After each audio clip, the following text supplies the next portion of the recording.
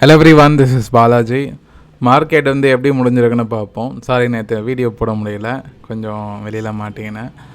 இன்றைக்கி அதாவது டெய்லியும் வந்து ஏதாவது ஒரு புதுசாக ஒரு சேஞ்ச் இருக்கும் மார்க்கெட்லன்றது நானும் பார்த்துட்டு தான் இருக்கேன். மார்க்கெட் என்ன நின்று போன மாதிரியே ஒரு ஃபீலிங்ஸு. நீங்கள் என்ன ஃபீல் பண்ணுறீங்கன்னு சொல்லுங்கள். அதாவது இன்ட்ராடேவோட வாலட்டிலிட்டி வந்து 50 பாயிண்ட்டு 100 பாயிண்ட்டுக்குள்ளேயே தான் வந்து லாஸ்ட் ஒரு 10 டேஸாக இருந்துகிட்ருக்கு. சரி, அப்படியாவது ஏறியாவது கொஞ்சமாவது மேலேயாவது கீழேயாவது போகுமானா அதுவும் போக மாட்டேங்குது. போன வாரத்தோட ஹையும் உடைக்க மாட்டேங்குது, லோவும் உடைக்க மாட்டேங்குது. அந்த 100 பாயிண்ட்டுக்குள்ளே வந்து அப் அண்ட் டவுன் அந்த மாதிரி வந்து ஆசிலேஷன் ஆகிட்டே தான் இருக்குது. சரி, இது என்ன தான் கதை? வீக்லி க்ளோசிங் வந்திருக்கு. அதாவது இதுக்கு மெயின் ரீசன் வந்து பார்த்திங்கன்னா இந்தியா விக்ஸ் வந்து ரொம்ப லோவாகிடுச்சு. 11.3 வந்துடுச்சு. 10 கீழே அந்த 10 தான் அதிகப்படியான அந்த லோயஸ்ட் பாயிண்ட். அது கீழே இந்தியா விக்ஸ் வந்தது கிடையாது. இந்தியா விக்ஸ் வந்து இந்த 11 இருக்கும் போது வாலட்டிலிட்டி வந்து ஒரு 150 பாயிண்ட்ஸ், அதிகபட்சமாக 200 பாயிண்ட்ஸுக்கு மேலே இருக்கிறதுக்கான வாய்ப்பு ரொம்ப ரொம்ப ரொம்ப கம்மி. நீங்கள் லாஸ்ட்டு யோசிச்சு பார்த்தீங்கன்னா தெரியும், நிஃப்டி கடைசியாக எப்போ 200 பாயிண்ட் 250 300 பாயிண்ட்டுக்கு மேலே எப்போ ஏறிச்சுன்னு பார்த்தீங்கன்னா ரொம்ப நாளுக்கு முன்னாடி தான் ஏறி இருக்கும். எனக்கு தெரிஞ்சு ஒரு மாதம் மேலே இருக்கும். காரணம்னா வாலட்டிலிட்டி ரொம்ப ரெடியூஸ் ஆகிடுச்சு. பட் வந்து இன்ட்ராடேலையும் இந்த ஒரு பெரிய மூவும் இல்லை. ஹையர் சைட்லேயும் போக மாட்டேங்குது, லோயர் சைட்லேயும் போக மாட்டேங்குது. ஒரே இடத்துல சுற்றிட்டுருக்கு. அட்லீஸ்ட் ஒரு 50-100 பாயிண்ட் ஏறிக்கிட்டே இருந்தாலும் பரவாயில்ல, இறங்கிட்டு இருந்தாலும் பரவாயில்ல. நீங்கள் பார்த்தீங்கன்னா தெரியும், அதாவது வெட்னஸ்டே, தர்ஸ்டே, ஃப்ரைடே, வெட்னஸ்டேவோட லோவை கூட உடைக்கல, ஹையும் உடைக்கல. ஸோ ஒரே இடத்துல தான் சுற்றிட்டுருக்கு. நேற்றும் பெரிய மூவ் இல்லை, இன்றைக்கும் வந்து பெரிய மூவ் இல்லை. ஒரு மாதிரி வந்து டோஜி மாதிரி தான் வந்து வந்திருக்கு. ஒரு இன்சைடர் கேண்டில் மாதிரின்னு சொல்லாமே. அது இன்றைக்கி மட்டும் கிடையாது, நீங்கள் கண்டினியூஸாக இங்கேருந்து பார்க்க போனால் இந்த 24,600லேருந்து 670, ஓகேவா, இந்த இடம் வச்சுக்கிங்க 600 610.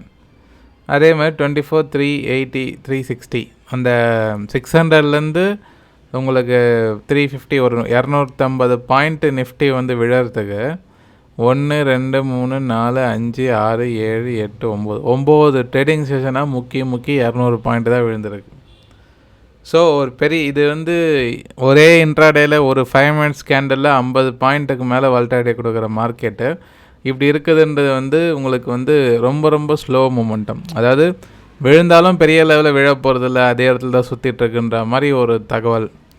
இது வந்து எதை குறிக்குது அப்படின்னா, ஒரு ஃபேர் ஆகிற அளவுக்கு டவுன் செல்லிங்க்கான வாய்ப்பு கம்மி அப்படின்ற மாதிரி தான் தெரியுது. ஃபர்தராக எழுந்தாலும் இமீடியட்டாகவே சப்போர்ட் இருக்குது மார்க்கெட்டுக்கு. நான் வந்து ஏற்கனவே சொன்ன மாதிரி மார்க்கெட் வந்து 24,500க்கு கீழே வந்தாலே செல்லிங் ப்ரெஷர் இருக்குன்றது வந்து நான் தெளிவாக வந்து போன வாரமே சொல்லியிருந்தேன். அதுக்கு கீழே வந்ததுக்கப்புறம் ஒரு மாதிரி சின்ன சின்ன செல்லிங் தான் வந்துட்டுருக்கு, பெரிய லெவலில் விழலை. அது ஒரு முக்கியமான விஷயமாக நம்ம வந்து பார்க்கலாம். சரி, இந்த வாரம் என்ன டேக்அவே அப்படின்னு பார்த்தீங்கன்னா கேப் ஃபில்லிங் நடந்திருக்கு. கேப் ஃபில்லிங்னா இந்த இடத்துல பாருங்கள், அதாவது இந்த 24,384லேருந்து அடுத்த நாள் மார்க்கெட்டை வந்து ஒரு பெரிய ரேலி. அதுக்கப்புறம் அந்த இடத்த வந்து கிட்டத்தட்ட மார்க்கெட்டை வந்து ஸ்லோவாக அந்த இடத்துக்கு பக்கத்தில் தான் வந்து இப்போ வந்து க்ளோசிங் வந்திருக்கு. உங்களுக்கு தெரிய நம்புகிறேன் இந்த கேப். ஸோ அந்த கேப்பை ஃபில் பண்ணுறதுக்கு ரொம்ப ஸ்லோவாக டைம். எனக்கு தெரிஞ்சு வந்து இதுக்கப்புறம் வந்து ஒரு ட்ரெண்ட் சேஞ்சிங் மூமெண்டமாக தான் இருக்கும். ஏன்னா வந்து இதே மாதிரி போயிட்டே இருந்தால் உங்களுக்கு ட்ரேடிங்கே ஆக்டிவாக நடக்காது. இன்ட்ராடேயில் ஏதோ ஒரு சான்ஸ் எடுக்கும். ஒன்று ஒரு ஹையர் சைடில் ஒரு பெரிய மூவ் இருக்கும், லோயர் சைடில் ஒரு பெரிய மூவ் இருக்கும். இப்போ நீங்கள் ரீட்ரேஸ்மெண்ட்டாகவும் பார்த்தாலும் கூட ஃபிபனாக்கியில் 0.38க்கு பக்கத்தில் வந்து வந்துடுச்சு. நம்ம ப்ரைஸ் ஆக்ஷனில் 0.38 அப்படின்றது வந்து ஒரு நல்ல ஒரு எஃபெக்டிவான புல் பேக் ஏரியா. அதாவது அப் ட்ரெண்டுக்கான பாசிபிலிட்டி இங்கேருந்து நிறைய இருக்கும் ஃபிபனாக்கி படி பார்த்தா. ஃபிபனாக்கி ஃபாலோ பண்ணுறவங்களுக்கு தெரியும். டெக்னிக்கலாகவும் வந்து உங்களுக்கு வீக்லியில் வந்து சப்போர்ட் டே க்ளோசிங் வந்து 24,500க்கு கீழே வச்சாலும் கூட உங்களுக்கு வந்து வீக்லியில் வந்து ஒரு பெரிய அஃபெக்ட் ஆகிற மாதிரி வந்து தெரியல. ஸோ அந்த பிரேக் அவுட் ஆகிட்டு அந்த ப்ரீவியஸ் ஹைக்கு மேலே உங்களுக்கு தெரிய நம்புகிறேன், இந்த இடத்துக்கு மேலே தான் க்ளோசிங் வந்திருக்கு. ஆனால் வந்து அது கான்ஃபிடன்ஸான க்ளோசிங் கிடையாது, ஒரு மாதிரி வந்து பேரிஷ் அட்டெம்ப்டில் தான் வந்து வச்சுருக்காங்க.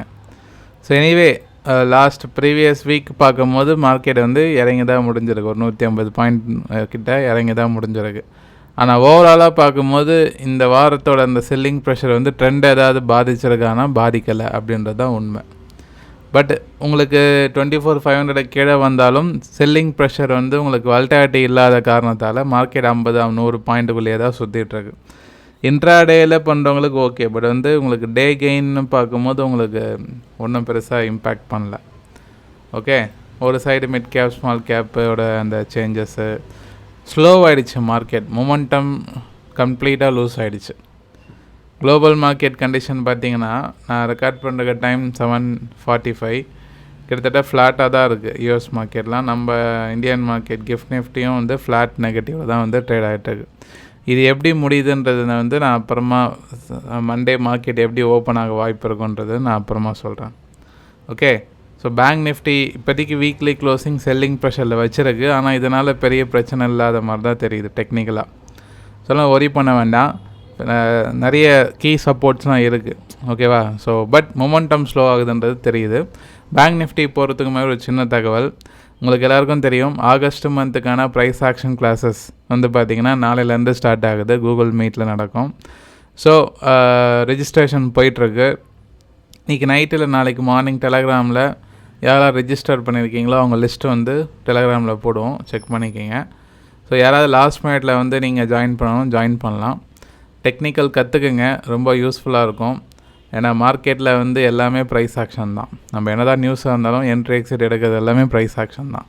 அது வந்து தெளிவாக கற்றுக்கணும். ஏதோ ஜஸ்ட் லைக் தட்டுன்னு யூடியூப்பில் 2 வீடியோ பார்த்துட்டு ஒரு நாள் ஒர்க் ஷாப் அட்டன் பண்ணிலாம் வந்து அதெல்லாம் வராது. அதெல்லாம் வந்து ப்ராக்டிஸ் பண்ணணும். நிறைய சார்ட்டை நீங்கள் குறைஞ்சது ஒரு 1 ஹவராவது டெய்லி வந்து சார்ட்டை ஒரு 20-30 சார்ட்டாக நீங்கள் வந்து ரிசர்ச் பண்ணால் தான் அந்த ப்ராக்டிஸ் வரும். இதெல்லாம் ஒரே நாள் வராது. அதுக்கு ஒரு டைம், ஒரு சிஸ்டமேட்டிக் ஒரு அப்ரோச் இருக்குது. அதுக்குன்னு ஒரு டைம் கொடுத்து நீங்கள் வந்து லைவாக வந்து என்கிட்ட கிளாஸ் எடுக்கும் போது அதில் நிறைய இன்ட்ராக்ஷனாக வந்து வீடியோஸில் பார்க்குறது ஒரு விஷயம். நம்ம லைவாக செஷனில் வந்து பேசும்போது உங்களோட டவுட்டை டேரெக்டாகவே நீங்கள் கிளியர் பண்ணலாம்.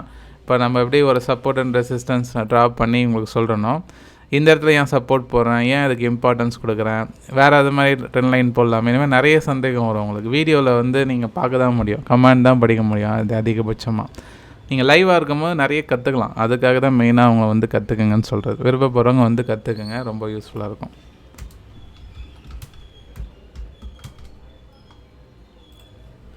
ஸோ பேங்க் நிஃப்டி பொறுத்த வரைக்கும் உங்களுக்கு சப்போர்ட் ஏரியாவில் தான் இருக்குது. ஸோ இன்றைக்கி பேங்க் நிஃப்டி ஓரளவுக்கு பரவாயில்லாமல் ஹோல்ட் பண்ணிட்டு இருந்தது மார்க்கெட்டை.